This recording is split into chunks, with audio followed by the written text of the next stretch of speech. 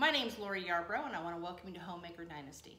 Today we're going to learn about boiling eggs so that you can use them for a snack, to place in a potato salad, a regular salad, or however you want to use it.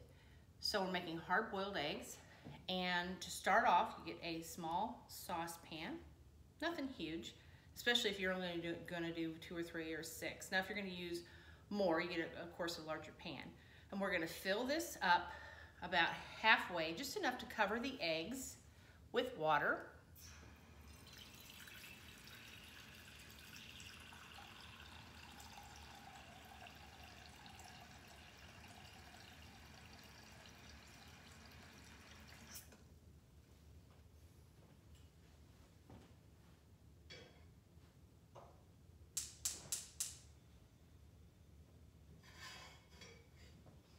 And we bring the water to a full rolling boil. Once the water is at a full rolling boil, you want to remove the pan from the heat and place your eggs gently into the water.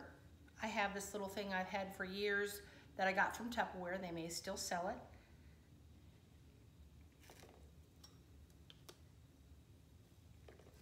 And I use it to put the eggs in the water so it doesn't bounce off the bottom and crack the egg. Then white bleeds out into the water and makes a mess. I also use this to remove the eggs. So now we've got our eggs in the water.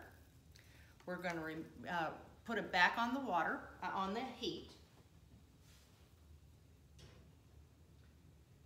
Bring it back to a full rolling boil. And once it comes back to a full rolling boil, we're going to put the timer on and time it for 12 to 13 minutes. I usually do mine 13. And then remove the eggs from the water after 13 minutes are up and put it immediately in an ice bath. And we'll talk about an ice bath in a few. Once the eggs have come to completion as far as cooking goes, the 13 minutes have passed, we're going to gently remove them from the boiling water and place them into an ice bath. And what an ice bath does is it stops the cooking process. So on the inside of the egg there is a little membrane that, it's not unlike the amniotic sac that a human baby is in. The egg has its own amniotic sac, so it's a little membrane that separates the egg from the shell.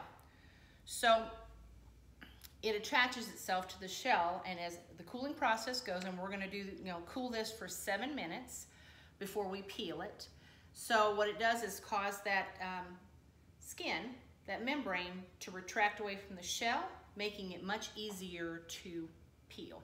So we're going to have this cool for approximately 7 minutes, and then once the 7 minutes is up from cooling your egg and stopping the cooking process, your eggs are ready to peel and eat.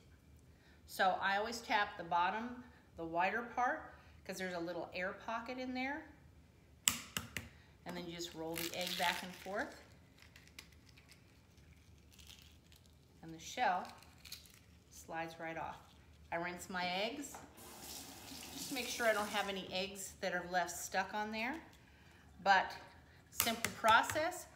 You don't want to cook the eggs too long. There's a little, and you may have seen this when you peel a hard-boiled egg and then you see that it's got like a dark green gray ring around the outside of the yolk. That means it's cooked too long. So let's cut these open and see what they look like.